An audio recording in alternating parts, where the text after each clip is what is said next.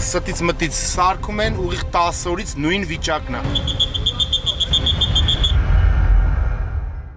Հորդառատ անձրևներից հետո ամեն անգամ մայրաքաղաքի փողոցները գետերի են վերածվում, թունելները լճերի։ Ով է մեղավոր եւ ինչպես լուծել խնդիրը։ Կարծում եմ ցանկացած խնդրի համար մեղավորը այն մարդը, որ պետքա լուծեր այդ խնդիրը ի պաշտոն է առաջին հերթին։ Հորդառատ անձրևների ժամանակ առաջացող լճերը բացառություն չեն։ Մեղավոր են այն մարդիկ, մի մասը Վիոլա ջուրն է, մի մասը Երևանի քաղաքապետարանն է։ Գործառնական առումով ավելի շատ մեղավորություն ունի Վիոլա ջուրը, բայց պատասխանատվության առումով ավելի շատ մեղավորություն ունի Երևանի քաղաքապետարանը, որովհետև իրանք ունեն ազդեցության լծակներ Վիոլա ջրի վրա եւ ստուգողական լծակներ Վիոլա ջրի վրա, եւ բացի դրանից մարդիկ չեն ընտրել Վիոլա ջրի ղեկավարությանը, այլ ընտրել են Երևանի քաղաքապետարանին ու քաղաքի ցանկացած խնդիր մարդիկ իրավունք ունեն պահանջելու Երևանի քաղաքապետարանից։ Առաջին բանը, որ բոլորիս աչքը տեսնում է, ցանցատիպ դիտահորերը լցված են կամ ասենք հողը մաքրում են իր մեջից կողքը լցնում ու շաբաթներով չեն տանում, նորից հետ է լցվում մեջը։ Երբ որ այդ խնդիրը տենում ես ու հետո լսում ես ինչ որ հեքիաթներ sense ասած, որ մեր համակարգը ամբողջությամբ խողովակաշարը, չգիտեմ, ԽՍՀՄ-ից ժառանգած, նախկիններից այդ ամբողջ պատմությունը կարող էր մի քիչ ընկալելի լիներ, երբ որ դու տենայիր գոնե այդ հեղեղատարերը այդ մաքուր են, չգիտեմ, առնվազն այդ հատվածում ջուրը քաշում է ու հասկանանք, որ խնդիրը գոնե դրանից հետո է, բայց երբ որ հենց այստեղ խնդիրը դուք չեք լուծում ու պատմում եք մի հատ մեծ պատմություն, թե ինչու անհնար է օրինակ X կամուրջի տակ կամ էստակադայի տակ ապահովել ջրահեռացում, դա կներեք միայն կարելի է որակել որպես հեքիաթ։ Շատ ավելի այցանցյալ լուծումներ կան դրան, օրինակ քաղաքում կանաչ հատվածները շատացնել, հողային հատվածները գրունտային, որպեսզի այդ ջուրը չգնա ասֆալտ ու բնականաբար երբ որ ջուրը հասնում է արդեն ասֆալտին, ինքը գնալու է այնքան ժամանակ, մինչև մի հատ դիտահոր գտնի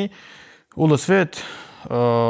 դիտահորը, բայց հեղեղատար դիտահորը, բայց երբ որ դու կանաչ հատվածները շատացնես, առնվազն մայթի հատվածի ջուրը չի գնա լցվի ասֆալտ, ու կլցվի կանաչ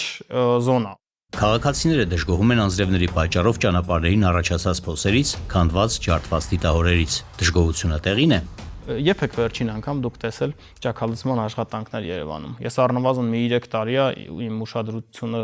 չի գրավել որևէ ճաքալցման աշխատանք։ Երբ որ դա չես անում, հետո գալիս է փոսը, արդեն փոսալցման աշխատանք պիտի անես։ Երբ որ փոսալցումը ես թերանում, գալիս է ամբողջությամբ ճանապարհ վերանորոգելու հարցը։ Ու այդ մի սովորական ճաքալցումը, որ օրինակ բյուջեի վրա ամբողջ Երևանի մասշտաբով կարար նստեր 50 միլիոն դրամ, ենթադրենք, ընդամենը մի քանի ամիս հետո ձմռանը կամ արդեն գարնանը, երբ որ ձյունը հալում է, պարզվում է տակը այդքան էլ լավ բարվոք վիճակ չի, այդ 50 միլիոնը կարա 500 միլիոն կամ գուցե միլիարդից ավել գումար նստի մեր բյուջեի վրա։ Այդ ամենապրիմիտիվ բանը ասացի։ Իսկ մնացածը ինչ պետք է անել։ Պետք է փոսերը գոնե ճիշտ վերանորոգել, գոնե քանդել այդ տակը լավ մաքրել։ Ես տեսել եմ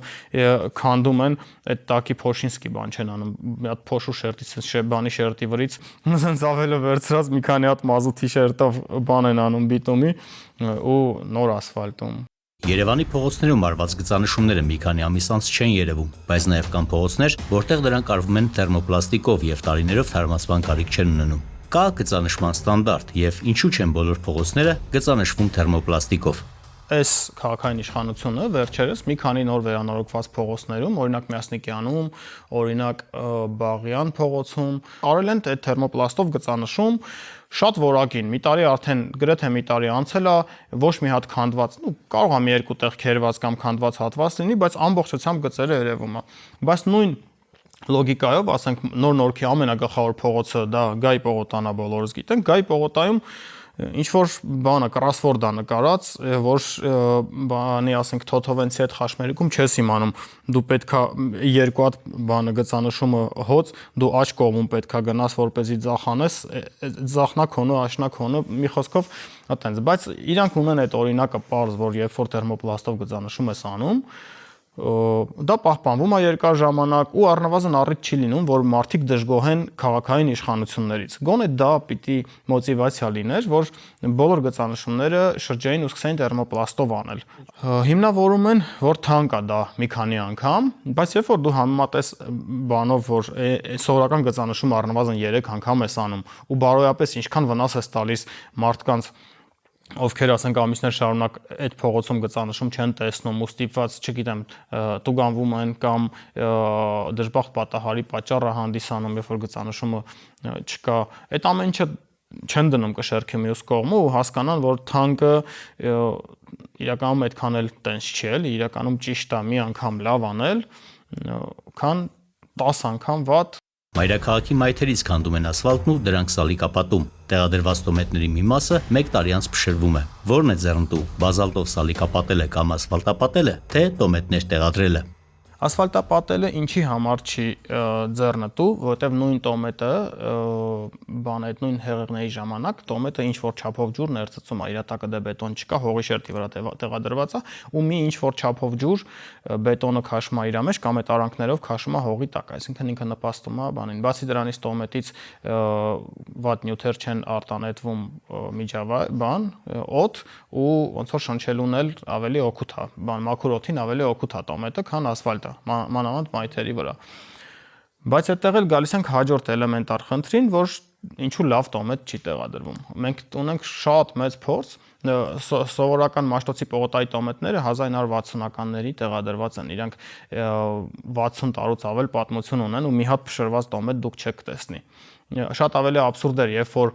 այդ տոմետները քանդել են ու դրել են այս անվորակ տոմետները, քան սալիկները, քան երբ որ ասֆալտն են քանդել ու դրել այս անվորակ սալիկները։ Բայց մի ուրիշ հարց է, երբ որ կարելի է դա անել բնական քարով ու հավեր, մանավանդ բազալտը մեր երկրում շատ մատչելի քար է ու ինքը շատ որակով է, շատ կարծր քար է, գումարային առումով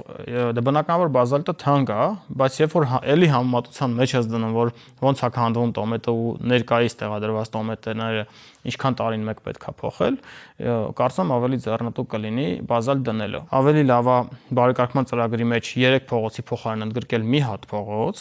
անել բազալտով, իմանալ, որ վերջ, սա հավերժ արեցինք։ Երբ որ դու 3-ից մեկը փոխես բազալտ չարես, այն երկուսը երբ որ բողոքեն, կարաս ասես, տեսեք ինչ լավ բան ենք անում, ուղղակի բյուջեն սրան է էլի հերիքում։ Մյուս տարի ձերը կանենք, մյուս տարի ձերը կանենք ու միջև հասնես ընդ սա քանդված չի լինելու, սա սկսի քեզանից բողոքել էլի։ Երևանի քաղաքապետարանը հատում է հաստաբուն ծառերն ու նոր ծառեր տնկում։ Հատվող բոլոր ծառերն են ոչ կենսունակ։ Պետք է ամենավերևից ոնց որ բանը չագուճը խփվի ու ասվի ընկերներ, ուզում եք ծառ տնկեք, լավ եք անում, բայց ծառ կտրել պետք չի, որպեսզի ծառ տնկես էլի։ Ինչ է նշանակում մենք այս ծառերը կտրում ենք, որովհետև հեսա ծառ ենք տնկելու ու դրանով արդարացնել եղած ծառը կտրելը։ Ձեր տնկած 100 հատ փոքր ծառը, նույնիսկ 10 տարեկան կամ 7 տարեկան, որ շեշտում եք, ընդամենը 10 տարի հետո 100 հատը հազիվ են մի հատ մեծ ծառի թթվածինն է տալու, որը դուք կտրեք։ Մի հատ նայեք այն մեծ ծառերին, մեծ ծառի sense ճյուղով մանրացեք գնացեք մի հատ փոքր ճյուղի, հենց այդքան է իրանց մի հատ տնկած ծառի ամբողջ սաղարթը, այսինքն նայեք քանի հատ այդ փոքր ծառի սաղարթ կա։ Ու բանն էլ սովորական հաշվար կա, էլի ինչքան տերևները կանաչ զանգվածը մեծ, այդքան մեծ շատ թթվածին է արտադրում բույսը։ Դրա համար աբսուրդ է էլի ծառ կտրել, ասել որ ծառ ենք տնկում։